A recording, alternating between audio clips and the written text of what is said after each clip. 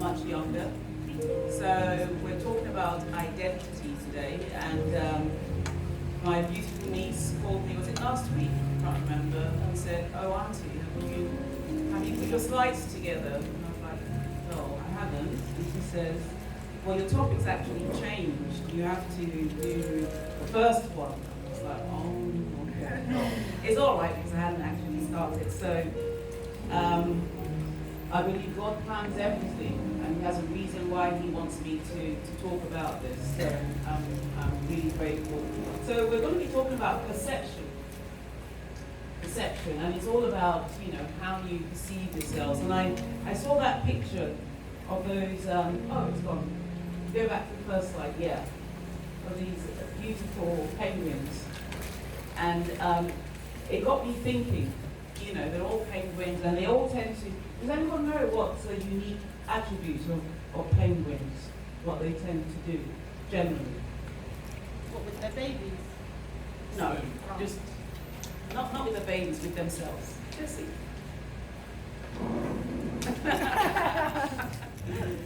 Anyone? You've seen penguins before? Give it a guess. Yeah, give it a guess. Start to migrate. Wait, migrate? Yeah, you're getting quite close. Yeah, Jessie. They always stay in one couple. They always stay In one couple. in one couple. Like, they have like a male and female together. Oh, I didn't even know that. That's interesting. That's an interesting fact. Yeah. They slide on their bellies. Yeah, they do that. They do that. But they tend to kind of like stay together. They're not, some animals don't mind being on their own. But penguins always kind of like flock together. You see one penguin, you're bound to see about 5 or 6 or 7. So that's why I decided to choose that, because in my mind I thought, penguins really don't have their own identity, because they like being together, they like doing the same thing. I've noticed, I've observed. So if you go to the second slide, and then I thought, okay, I know about perception. I know perception is all about, your identity. But I thought, let me see what the dictionary says. Let me, go deeper into this and try to figure out, what is perception. And I was quite surprised at all the different, definitions, or what they call synonyms, that came up. And I thought, insight, keen. I didn't quite get it. Cleverness, incisiveness, being shrewd, clarity I can understand. Even discrimination. Why would that come up, in the definition of perception? Discernment, yes, I can understand that. Being sensitive, being thoughtful. But it's all about, all of these, really, there's something that's unique about these definitions. And it's all about the thought process. It's all about the mind. It's all about, those soft areas of our lives that, people don't see. So perception really starts in the mind. It starts with a thought, and then it grows, and then it grows. So perception is about what we think about, what we're thinking about, how we perceive ourselves, how we think about ourselves. And if you go to the next slide, this is something that a colleague of mine shared at work a couple of months ago. And she shared this because she works in data privacy. So she's very clued up about, what you should and you shouldn't do online, how your identity is worth a lot, and how people trade your identity and the value in your identity. And she shared this amongst us all, and she said, you'd be amazed at the amount of information that's out there about you that you don't even know about yourself, and how valuable you are to all of these companies like Google and Facebook and Apple and Twitter and Amazon. And basically what she was saying was that with every single click that you make on the internet or platform, you're building a footprint of yourself. You're building value behind yourself. You're building worth behind yourself. And she said to me, she said, in years to come, and the research and all the planning is already happening now, you're going to be able to trade yourself online.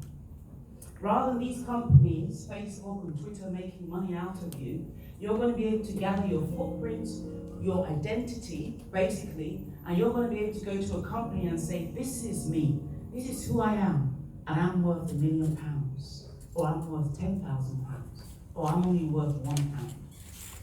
Now, some of the things that she mentioned, I'm not sure if you can see it properly, so some of the information that all these companies are gathering about you, of course, your name, that's key, your gender, when the day you were born. I like it sometimes, I get emails from companies, I don't know if you guys see that, and I just pop up, say, happy birthday, and you're like, what? How do you know it's my birthday?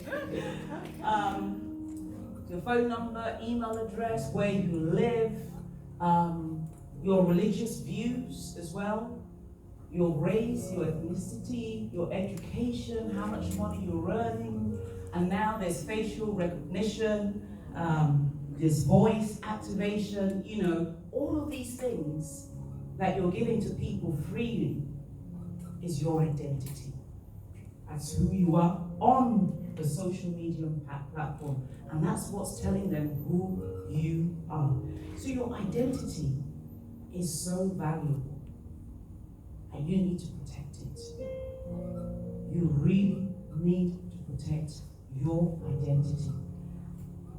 And then looking at this, I'm thinking, well, you won't be able to protect your identity if you don't know how valuable you are.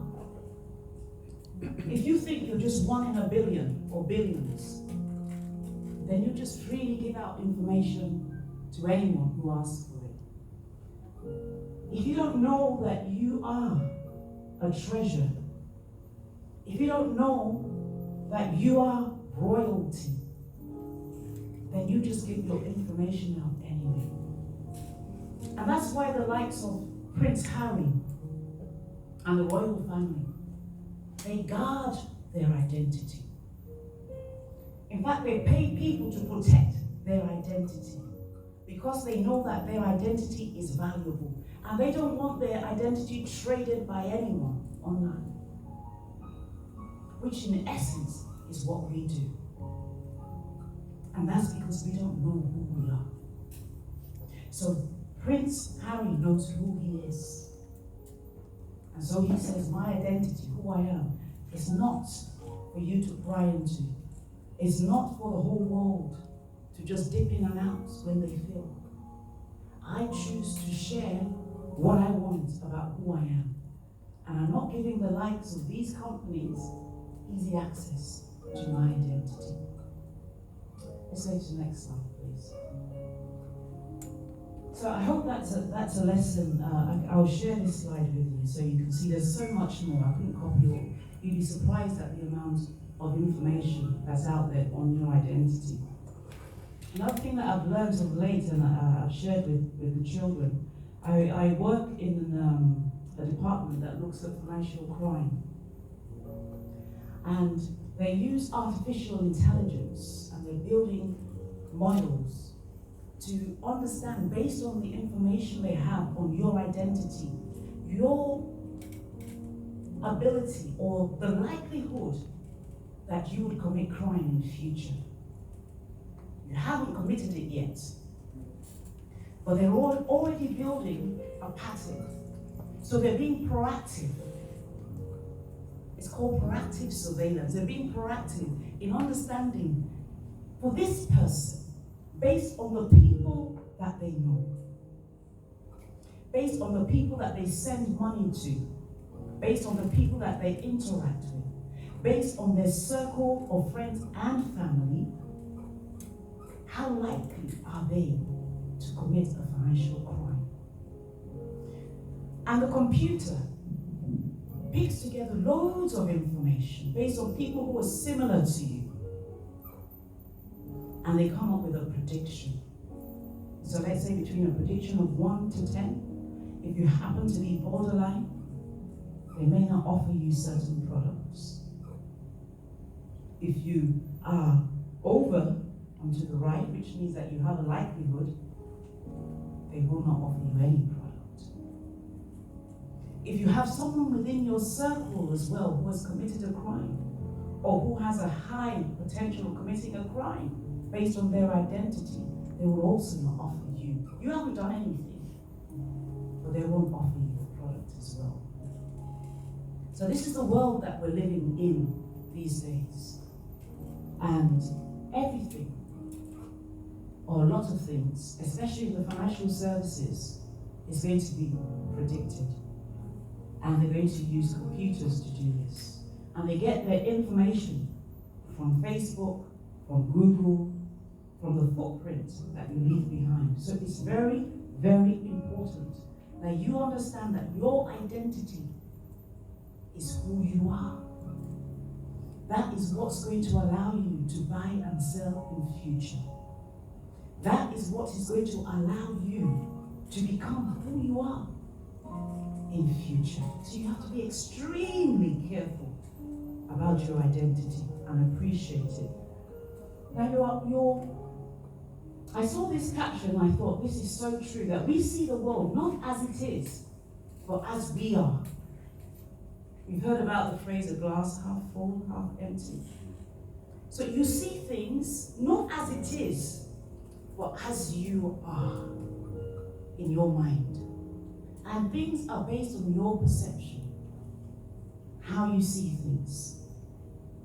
It's visual, it's based on, like I said, what you see, and it's also based on your emotions, how you're thinking. Now, some people can flick between A and B depending on what side of the bed they wake up. So if they wake up on the right side of the bed, they feel happy and the world is all beautiful. Everyone's lovely. It's a fantastic day. That's their perception of life. But if some people wake up on, as they say, the other side of the bed, oh my gosh, even when it's raining, oh, it's a gloomy day today. Nothing's going to go well. That's your perception. But everything is going well. The world hasn't changed. It's your perception. So that's why how we deal with our emotions, what we allow, the filtering that we have internally, what you allow to come into your mind on a day-to-day basis, what you watch, what you listen to, what you get involved in, all of these things affect who you are. From your own perspective, that is. I hope you're understanding what I'm saying. So it's really, really important. Let's have a look at the next slide.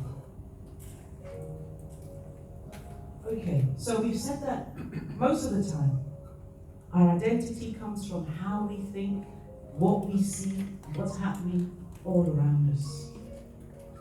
Our identity can also be shaped by the social media footprint that we leave behind.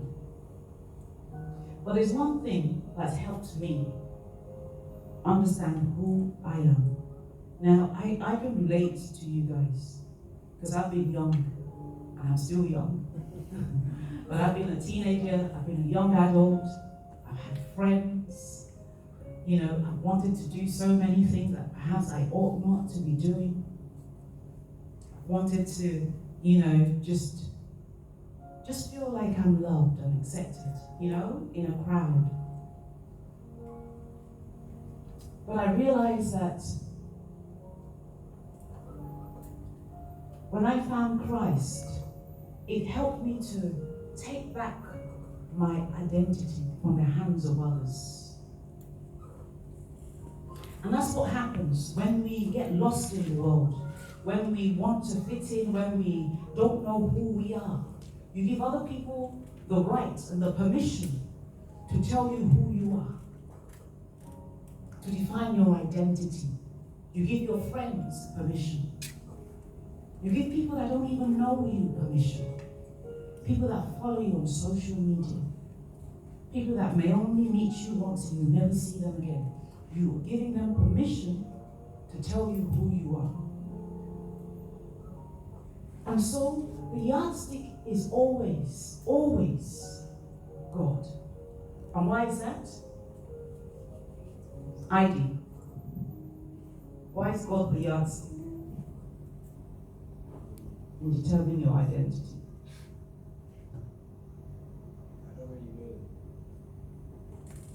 I love that. Tyrone. Kenny. Every time. I make Kenny, because he was smiling when his brother said, I don't know. So please help Ivy out. Why is it? Why do you think we should go to God first? Because God knows who you are before you're born, so. Fantastic. That's nice. Fantastic. And that's so true. Because God is the creator. He made you the way that you are. And so I put these together because these are some of the things that, confuse us when we're growing up, when we're trying to find our feet, and even as adults as well. We don't always have it all together. We struggle sometimes with our identity. So this is not something that pertains to the youth alone. It pertains to everyone. And sometimes you say, I don't feel I'm good enough. Has anyone ever felt that way? When you feel, maybe you're in a circle of friends and you've got a friend that always stands out. Everyone wants to be like that particular person. They say the right things, they wear the right things, they have all the good things, they're smart, they're witty, they have loads of friends. And there's you, and sometimes you feel, I just feel so awkward. I can't even get the words out. And even when I get them out, I'm like, or when I try to crack jokes, which is what I do, no one laughs at my jokes. They end up laughing at me. I'm like, oh, it's not fair. You feel, I could never tell good jokes like everyone else. But God says, don't worry about that. You are created in my image. You don't have to be the joker. There's nothing wrong in being the sensible one. And equally, there's nothing wrong in being the joker.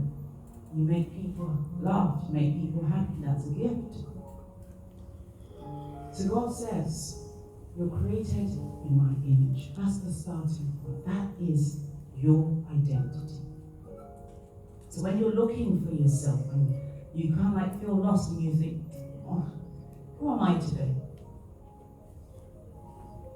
We have some people every day, they're like someone different. They dress different. The world allows you to be who you are. You want to wake up tomorrow and decide you don't want to, if you're a lady, rather than wearing the skirt, you can have it as a blouse and your blouse as a top. It's acceptable. Who cares? Or you're a guy, you decide you want to put on a pink wig to work. Wow, he's brave. He's really brave. I love that. He's found himself. That's why it's so important. This is the foundation of everything. Starting with who am I? Let's pick out another one. I'm not going to go through all of them. I love this one. You say, I don't fit in. That's often something that we contend with. I don't fit in. I don't fit into this place. I don't look like them. I don't talk like them. I don't sound like them. But God is saying, I've got a place for you. We all have our places. And if you're trying to fit into someone else's space, you're crowding it. That's why we all have our own spaces. One of the things that I love again is sometimes we just feel, oh my gosh, I failed. Such a failure. But God says, you're not a failure. He says, I've got a plan and a purpose for your life. And that's found in Jeremiah 29:11. You're not a failure. In everything that you do, Even if you fail at something, there's a lesson for you to learn from it. You're not a failure. So I'd like you to go through all of these later on. We'll send it via email, Bimbo, if we can. And just go through it and look at the scriptures and relate it to your life. Let's have a look at the next slide. What do you see in the mirror? About your identity, what do you see? What do you see about yourself? I'm sure if I called David forward and I said, David, write down, what do you see? Gave him a mirror and I said, David, write down what you see. Right? He's looking at the mirror, he's looking at himself. And maybe you guys should do this sometime in the youth service. And then get everyone else to write down. Mike's smiling. And get everyone else to write down what they see. They're not looking through the mirror like you are, but they're looking at you directly and say, what do you see about David? 6 times out of 10, what they see and what you see will be different. I think we're raised to be very, very humble, which is a good thing.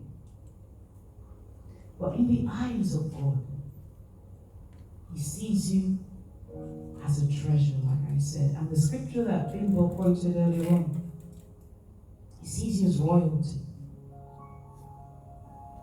Would you see yourself as someone like Prince Harry?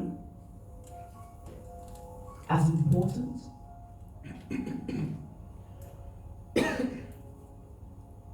Would you see yourself, Tessie? Not necessarily. But that's the way we should see ourselves. And I do that sometimes. If I'm going in for a meeting, and maybe I'm a little bit nervous because there's some senior people there, I talk to myself. I say, you can do this. You're good at this. You've got this. God is with you. You've been called to do this because people have seen what I don't see. So you just go and do it. Just go and talk. So you've got to talk to yourself. When you look at yourself in the mirror, you've got to talk to yourself and say, I'm important. I'm a treasure.